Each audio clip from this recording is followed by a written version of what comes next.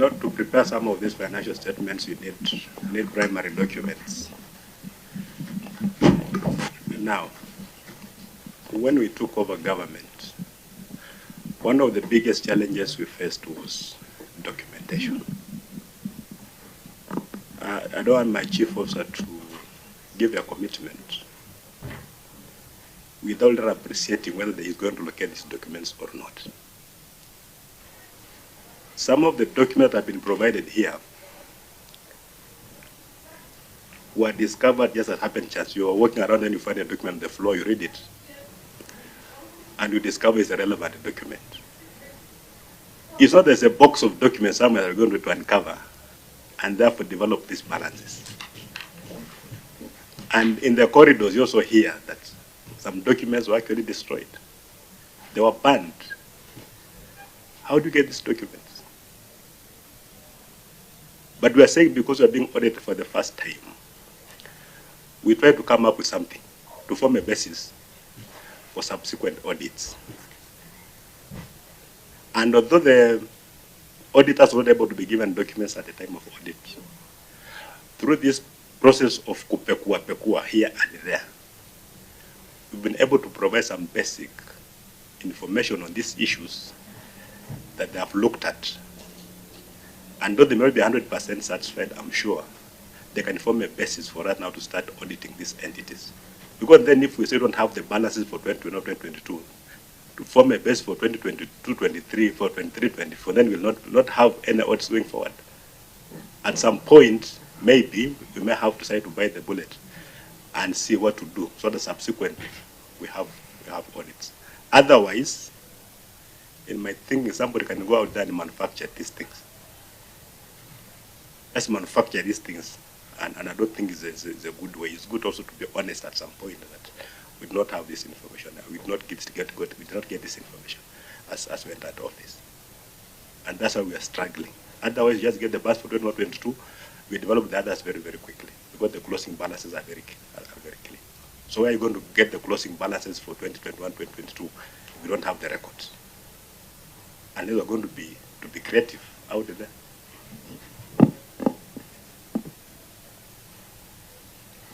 Senator, let me start with Senator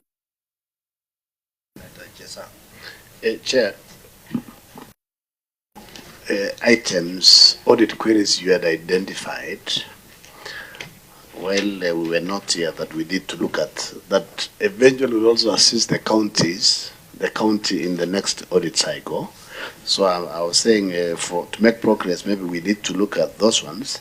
And then now, what the governor has said, some documents are not there, unless maybe we can give them time as we discuss this. The governor said there might be no documents. We could live with what we already have and also give them time to go and sort out 2021, 22, 22, 23, if they ever get documents, or unless you want to ask for a special audit. Then, you know, those things are there. Otherwise, you know, we will just continue, Chair, and by 2/2/15, we are required to be in the House. You can either say we do a special audit for those 2 financial years, or we live with the balances that we already have, and we discuss the 3 items that will also help them, because you've seen the chief officer is very competent. And at you, and then we make progress. Chair, I think I'll also request that maybe you invite the ESCC, and also I request for a special audit for this account, and we cannot because I'm just thinking that maybe some of the members here, maybe 1 or 2 members who are actually signatories in these accounts before. So I don't understand how we can say we cannot find opening balances for those accounts. So I think we should request for a special audit, and also invite other organs to do this special audit. The aspect of special audit, we have engaged OAG previously on it. Maybe I would like to hear what, Mark, you have to say from your perspective. Thank you very much, Chair. Indeed, you have requested the Auditor General to conduct special audits whenever you, as a committee, thought it best to handle it. But on this one, Chair, the challenge is the issue of failure to prepare financial statements for the previous years. Therefore, we could not establish the opening balances. My submission, Chair, or on behalf of the office, is that once, if these are able to be provided, the 2021, 22, 22, 23, and then they can restate the figures, and we can look at this as a prior year audit in 24-25. That then can be the basis of a request for special audit, because what we find in 24-25 then will be based on opening balances that have been verified and established by the audit teams on the ground. That will be my submission, Chair. Thank you. Okay. Any other comments based on what the auditor said?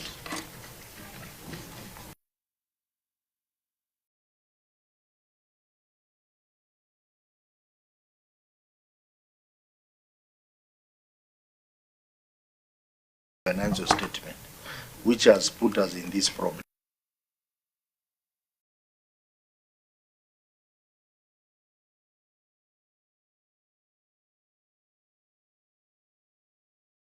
To read out the provision on non-submission of financial statements. What is the implication? 1. Commits an offence that is liable on conviction to a fine not exceeding 5 million shillings or to imprisonment for a term not exceeding 3 years or to both. Thank you, Chair. Yeah, I think you have heard that. If you don't submit financial statements, I know 2021, 2022, Governor, you are in the Rift Valley trying to fight cattle rustlers. So we need to know who was there in 2021, 2022, the CEC, the chief officer, and the main accountant, who was supposed to submit the financial statements. I think we need a statement on that matter because this is where the problem started. So, Governor, maybe how much time do you need to submit that information to us? Or even this afternoon. There are just 3 people get their names even now. Yeah, so you can indicate their ISPAC numbers, if they are members of ISPAC, and their full details. So the committee will retreat and make a decision on what to do with those people, based on what he has read. The legal officer, you said, what are the penalties? The penalties, Chair, are as that is a fine not exceeding 5 million shillings, imprisonment for a term not exceeding 3 years, or both. Yeah, so honorable members, I want us to proceed with the issues that we had identified, and then we'll come back to the decision on the special audit after looking at those 3 issues. So, Auditor, please take us through query number 4, which is undisclosed revenue from exchange transaction. Thank you, Chair. The statement of financial performance reflects revenue from exchange transaction from rendering of services, that is medical service income, amounting to Kenya shillings 157,130,036 as disclosed in Note 2A to the financial statements. However, review of records revealed that the hospital had a private wing called Mount Kenya Elgon Hospital, whose revenue totaling Kenya shillings 8,432,601 from medical services and national health included in the revenue from exchange transactions. In the circumstances, the accuracy and completeness of revenue from exchange transactions could not be confirmed. Thank you, Chair. Governor, your response? Our management response, Mr. Chairman, is that Mount Elgon Hospital is not a private wing of Kitale County Hospital and operates independently at level 3B hospital under master facility list code 15239. The revenue of Kenya shillings 8,432,601 432,601 is accounted for under Mount Elgon Hospital. And we have attached the evidence as Annex 4 on page 261. Auditor, your comments on the response? Chair, through review of documents provided to the auditor as response to this issue, we were able to confirm that Mount Elgon Hospital is an independent hospital. It's a level 3 hospital. And therefore, this issue was addressed. Chair, the expenditure under Mount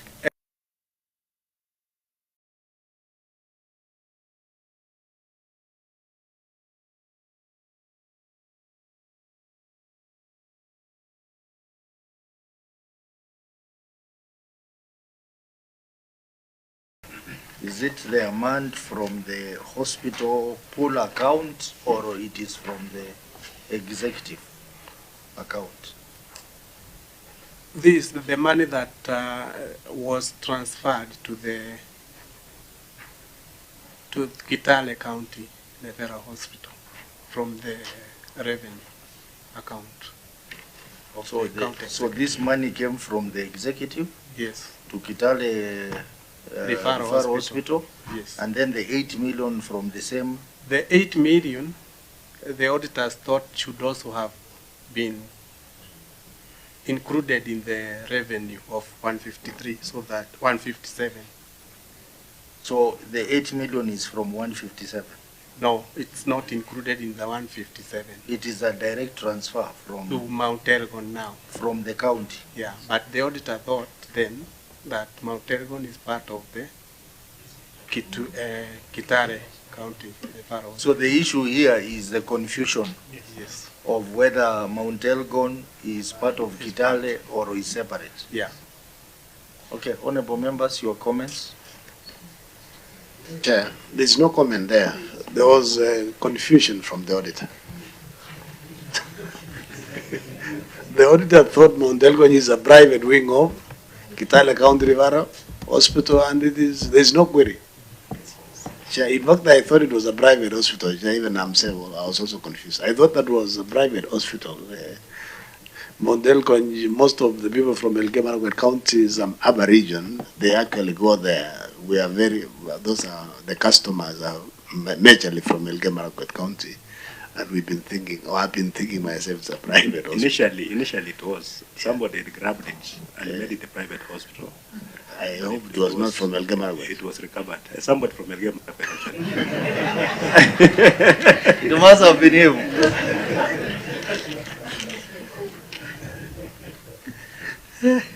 Okay, any other query on that? Okay, let's proceed to the query number 5, cash withdrawals from the revenue fund without approval from the board. Auditor? Thank you, Chair. Review of the bank statements revealed that management withdrew cash amounting to Kenya shillings 120,142,103 from hospital's revenue account at a local bank without approvals from the board. That some transfers were made to an operation account in a local bank whose cash book, bank statement, and bank certificates were not provided for audit. Further, the reconciled account balances were not disclosed in the financial statements. In the circumstances, the accuracy and completeness of the transactions and cash equivalents could not be confirmed. Thank you, Chair. Governor, your response? The management response, the hospital revenue account is a pool account that receives revenue from all hospitals in the county, and therefore attributing the withdrawals of Kenya shillings 120,142,103 is not accurate. The total value transacted through the hospital revenue account was Kenya shillings 219,897,868, of which Kenya shillings 120,142,103 was queried as cash withdrawals. Management accounts for these withdrawals as follows. AI is to facilities 28,191,114. Bank transfers 82,500,989. Cash withdrawals 9,450,000. Total 120,142,103.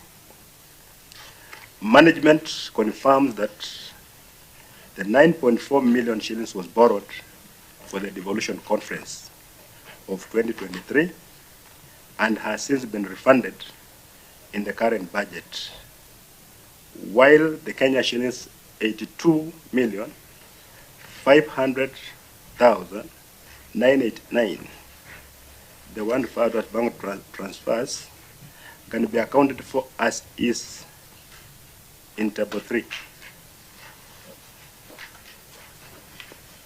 Annex approved budget, stock board minutes and dies, annexures, volume 3. Back to the auditor.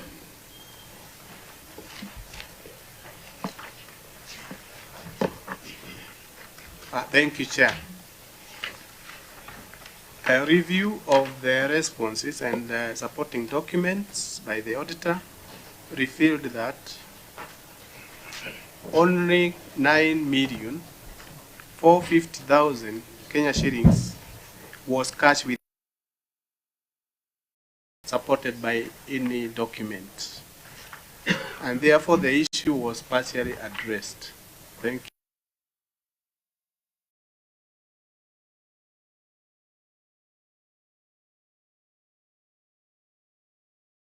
Iko wapi bwana? Volume 3. Can someone guide us? Yeah.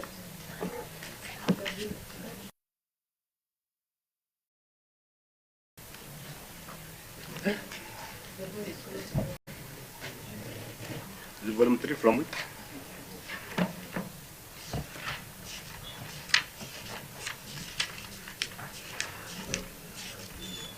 You can tell us the page number.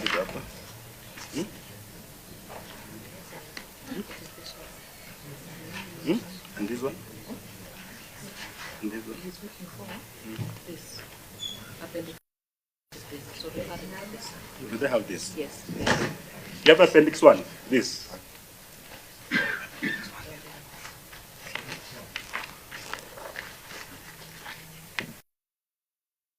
It's one question 5.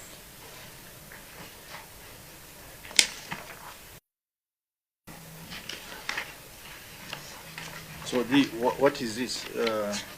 Maybe you can. For the money,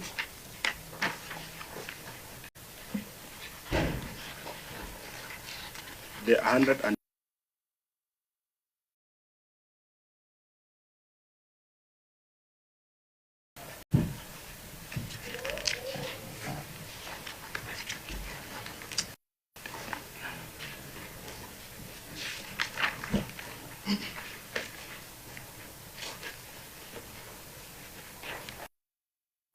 it's about the bank transfers, the 82 million.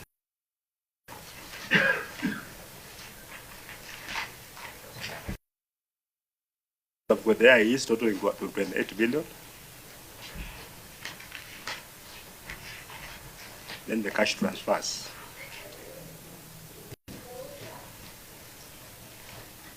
So, honorable members, the floor is yours.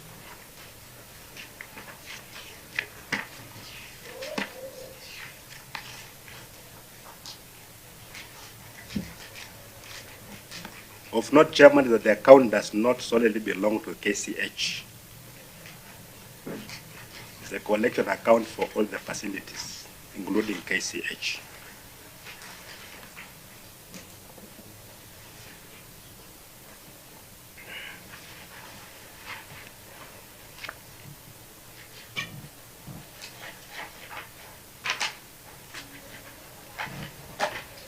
So the board minutes are on which page?